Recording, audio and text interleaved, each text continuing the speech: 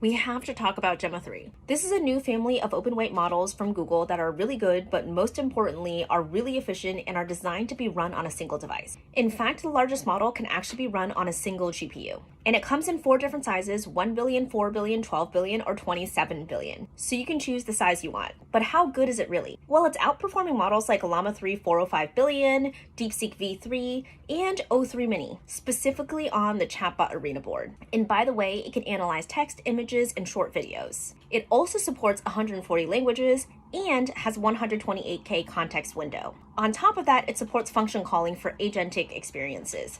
Whoa!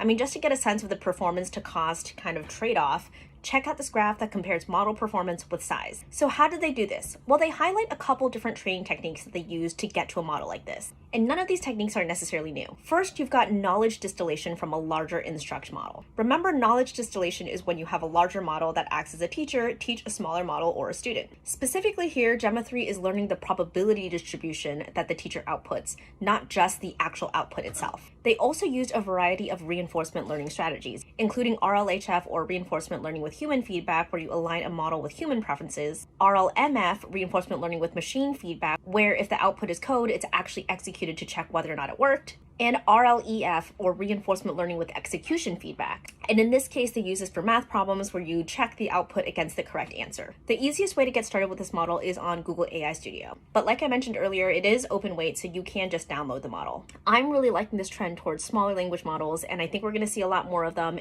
I'm Diana, and I break down tech startups and AI without the hype. Follow for more.